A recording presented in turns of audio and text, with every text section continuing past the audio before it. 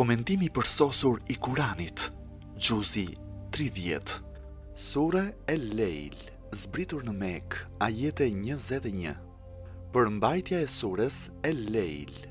Kjo sure është mekase dhe përmban cilësitë e sureve mekase, pra ajetet e saj janë të ndara, të shkurtra, me përmbajtje të nxehtë. Përgjithsisht flasin për kiametin, për shpërblimin dhe dënimin në atë ditë. Pas citimit të 3 betimeve, njerëzit i ndan në 2 grupe, lëmoshëdhënësit e devotshëm dhe kopracët, të cilët bëhen mohues të shpërblimit në ditën e kiametit. Pasi citohet fundi i punëve të grupit të parë, që është fati i mirë, lehtësia dhe rehatia, më pas vjen fundi i punëve të grupit të dytë, që janë vështirësitë, fatkeqësitë dhe ngushtimi. Në pjesën tjetër të kësaj sureje, pasi flitet për kuptimin e udhëzimit të krijesave nga ana e Allahut, i këshillon dhe i paralajmëron më pas të gjithë për zjarrin e xhehenemit. Në pjesën e fundit të sures flet për ata që do të vuajnë e do të digjen në zjarr, si dhe për grupin që do të shpëtojë nga zjarri. Të dy palët njihen me citimin e cilësive të tyre. Mirësitë e leximit të sures El-Lejl. Për mirësitë e leximit të kësaj sureje, profeti Muhammed, paqja e bekimi i Allahut qoftë mbi të dhe mbi familjen e tij, ka thënë: çdo kush që e reciton këtë sure, Allahu i fal atij aq shumë sa që ai të jetë i kënaqur, e shpëton atë nga vështirësitë dhe rrugën e jetës së tij e bën të lehtë për të. Ajetet nga 1 deri te ajeti 11. Bismillahirrahmanirrahim. والليل إذا يغشى والنهار إذا تجلى وما خلق الذكر والأنثى إن سعيكم لشتى فأما من أعطى واتقى وصدق بالحسنى فسنيسره لليسرى وأما من بخل واستغنى وكذب بالحسنى فسنيسره للعسرى وما يغني عنه ماله إذا تردى. Me emrin e Allahut të gjithë mëshirshmit, mëshirëplotit, për natën që mbulon me terr, për ditën që agon dhe për atë që ka krijuar mashkullin dhe femrën. Vërtet veprat tuaja janë të ndryshme, sa për atë që jep për hir të Allahut ka frikë nga ai dhe dëshmon për vërtetësinë e më të bukurës besimit. Ne do t'ja lehtësojmë atij rrugën drejt shpëtimit, kurse atij që është koprac ndihet i vetmjaftueshëm dhe e quan gënjeshtër më të bukurën, besimin. Ne do t'ja lehtësojmë rrugën drejt dënimit, e kur të hidhet në zjarr, pasuria e tij nuk do t'i bëj dobi. Shkaku i zbritjes. Për shkakun e zbritjes së kësaj sureje, të gjithë komentuesit kanë cituar transmetimin e Ibn Abbasit. Do të paraqesim shkurtimisht shkakun e zbritjes së sures. Sipas Tabarsi në librin Mejmaul Bayan, një burr jetonte në mesin e myslimanëve dhe kishte një pemë hurme, që i kishte shtrirë degët e saj mbi shtëpinë dhe kopshtin e një burri të varfër. Kur pronari i hurmës ngjitej lart te pema për të këputur hurma, disa prej tyre binin në shtëpinë e burrit të varfër dhe fëmijët i merrnin ato. Pronari i hurmës zbriste nga hurma dhe u merrte fëmijëve hurmat nga duart. Ai ishte aq koprac sa që nëse fëmijët kishin futur në gojë ndonjë hurmë, ai i fuste duart te goja e tyre dhe u nxirrte me zor nga goja. Burri i varfër shkoi pranë profetit Muhammed, paqja e bekimi i Allahut qoftë mbi të dhe mbi familjen e tij, dhe u ankua: "Shko se do ta rregulloj unë këtë çështje", i tha profeti Muhammed, paqja e bekimi i Allahut qoftë mbi të dhe mbi familjen e tij. Profeti Muhammed, paqja e bekimi i Allahut qoftë mbi të dhe mbi familjen e tij, takoi pronarin e hurmës dhe i tha: "A ma jep mua atë pemën që degët e saj bien mbi shtëpinë e filanit? Unë në këmbim të saj të jap një tjetër pemë hurme në xhennet. Unë kam plot pemë hurme, por asnjëra nuk i ka hurmat si kjo pemë, ndaj nuk jam gati të bëj asnjë këmbim", i tha burri. Një prej shokëve të profetit Muhammed, paqja e bekimi i Allahut qoftë mbi të dhe mbi familjen e tij, e dëgjoi këtë fjalë dhe tha: "O i dërguari i Allahut, nëse unë shkoj dhe e blej atë pemë nga i person për t'ia falur burrit të varfër, a më jep ti mua atë çka i premtova atij më parë?" Po, ju përgjigj profeti Muhammed, paqja e bekimi i Allahut qoftë mbi të dhe mbi familjen e tij. Burri u nis dhe shkoi te pronari i pemës së hurmës, bisedoi me të. Pronari i pemës së hurmës i tha: "A e di ti se Muhamedi më premtoi një tjetër pemë hurme në xhenet në këmbim të kësaj dhe unë nuk e pranova? Unë e pëlqej shumë këtë pemë hurme, edhe pse kam plot pemë hurmash. Asnjëra prej tyre nuk është si kjo pemë." Burri që donte të blinte pemën e hurmës tha: "A do ta shesësh apo jo?" "Nuk e shes, vetëm nëse më bëhet ndonjë ofertë me çmim të lartë parash, ofertë të cilën nuk mendoj se e bën njëri, i tha pronari i hurmës. Cila shuma? E pyeti blerësi. 40 pemë të tjera hurmash, tha pronari. Sa çmimi i lartë për një pemë që është e shtrembëruar 40 pemë hurma, u habit blerësi. Ai u mendua pak në heshtje dhe tha shumë mirë, do të t'jap 40 hurma në këmbim të saj. Nëse thua të vërtetën, sa njerëz të thras për dëshmitar? Pyeti pronari. Ai pa që rrugës po kalonin disa njerëz, u afrua pranë tyre e u kërkoi të ishin dëshmitar të kësaj marrëveshjeje. Marrëveshja u krye dhe burri që e bleu pemën e hurmës në këmbim të 40 hurmave të tjera u largua nga aty dhe shkoi pranë profetit Muhammed, paqja e bekimi i Allahut qoftë mbi të dhe mbi familjen e tij, dhe i tha: "O i dërguari i Allahut, pema e hurmës është bërë tashmë pronë imja dhe unë ta adhuroj ty." Profeti i Allahut, paqja dhe bekimet e Allahut qofshin mbi të dhe mbi familjen e tij, u nis drejt familjes së burrit të varfër dhe i tha të zotit të shtëpisë: "Kjo pemë hurme tashmë të përket ty dhe fëmijëve të tu." Në këtë moment zbret surja El Leil për njerëzit koprac dhe shpirtlig. Në disa transmetime thuhet se emri i blerësit të pemës së hurmës ishte Abu ad-Dahda. Komentimi. Devotshmëria dhe ndihma e Allahut. Përsëri në fillim të kësaj sureje hasim 3 betime mahnitëse për krijesat dhe krijuesin e kësaj bote. Allahu në Kur'an thot për natën që mbulon me terr.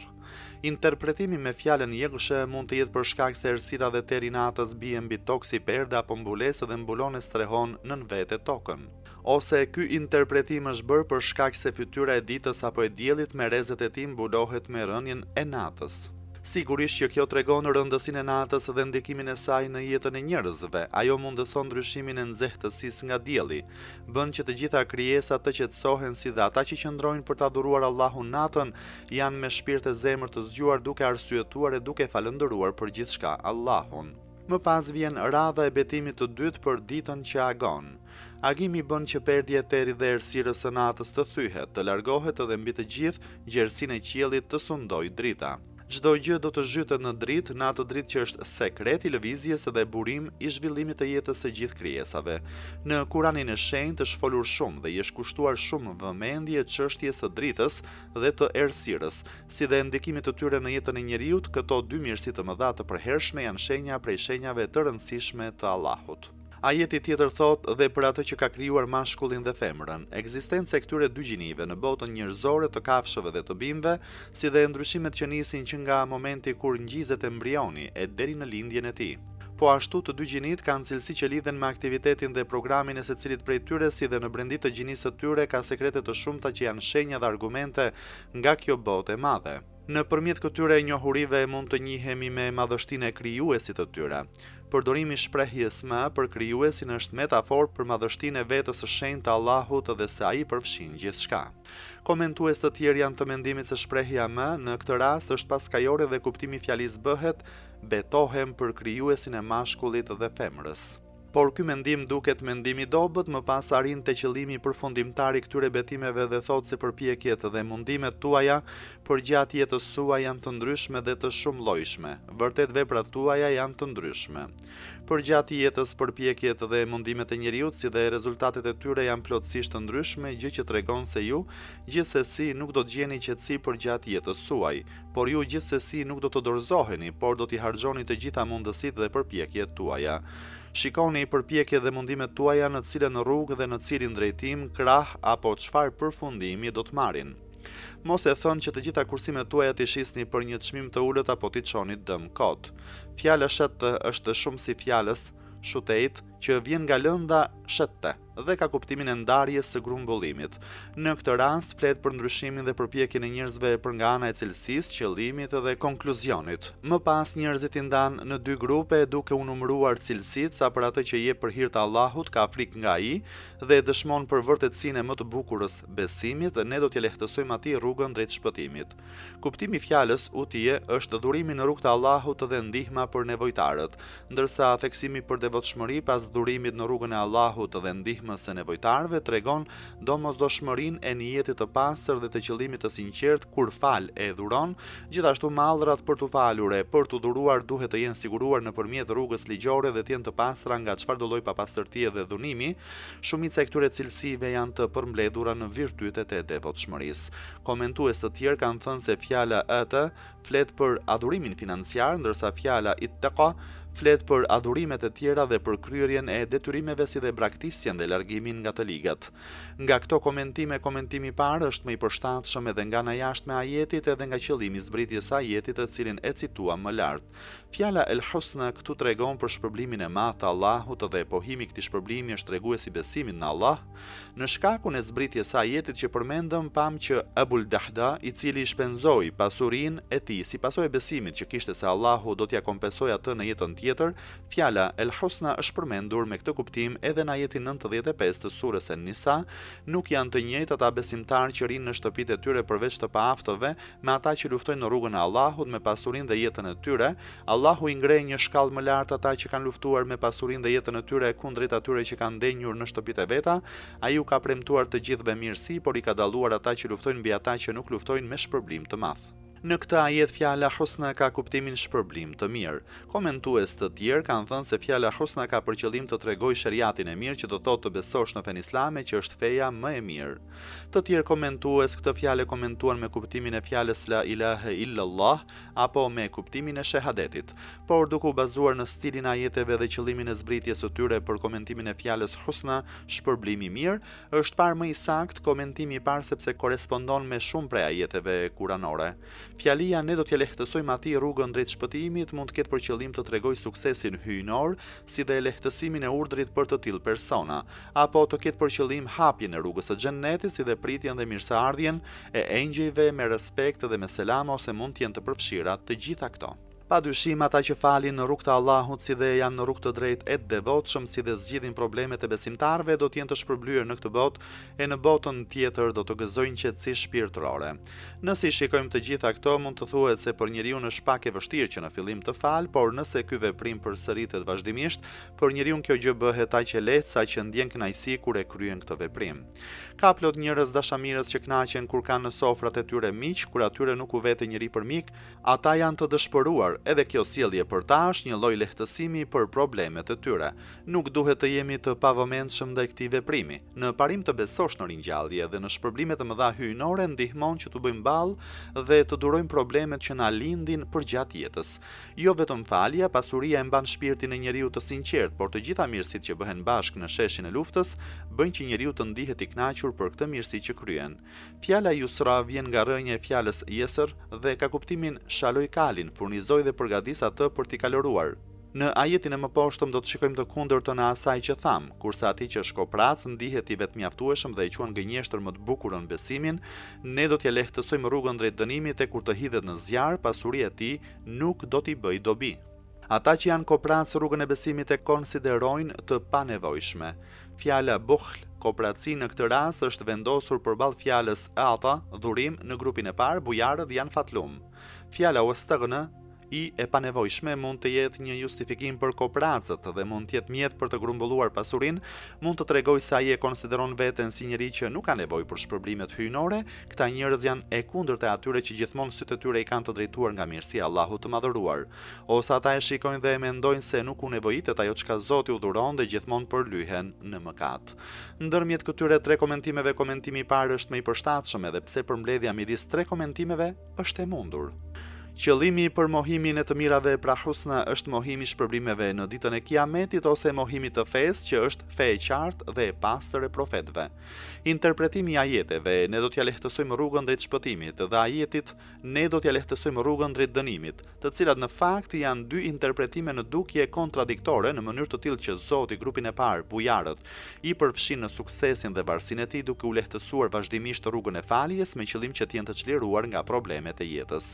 Për grupin e dytë, suksesin e tyre e mohon dhe përzgjedhjen e rrugës për ta e bën të vështirë, si në këtë botë ashtu edhe në botën tjetër, ata gjithmonë do të përballen me vështirësi sepse parimisht për këta koprac pa besim, kryerja e veprave të mira dhe veçanërisht durimi dhe falja në rrugën e Allahut për ta është shumë e vështirë, ndërkohë që për grupin e parë kjo gjë sjell lumturi dhe shpirtin e gëzon. Në ajetin 11 këtyre kopracëve zemërguru jep paralajmërimin, kur të hidhet në zjarr, pasuria e tij nuk do t'i bëjë dobi. Ata as nuk mund ta marrin me vete pasurinë që kanë siguruar, por edhe nëse e marrin me vete, ajo nuk mund të bëhet pengesë për ndalimin e zjarrit të xhehenemit. Fjala më në fillim të këtij ajeti mund të jetë mohuese, sikurse e thamë edhe më lart, ose mund të jetë pyetje mohuese që do të thotë se pasuria e tyre nuk u shërben dhe nuk ka vlerë për në botën tjetër apo për në varr. Fjala teradd vjen nga fjala rrada me kuptimin shkatërim, rënje nga lartësia që është burimi i shkatërimit. Komentues të tjerë origjinën e saj e dinë me kuptimin rënje, për shkak se rënja nga një vend i lartë bëhet shkak i shkatërimit. Në këtë rast ka po këtë kuptim, pra shkatërim. Edhe në ajetin për cilin po diskutojmë, kjo fjalë ka kuptimin rënje në varr ose në zjarr. Fjala shkatërim vjen me kuptimin dënim. Kurani në këto ajete flet për dy grupe, grupin e besimtarëve të devotshëm dhe bujar dhe për grupin e dytë që është grupi i pa fe, pa besim dhe koprac. Shembullin e të dy grupeve e shikoni të shkaku i zbritjes së surres që është pasqyruar në mënyrë të saktë.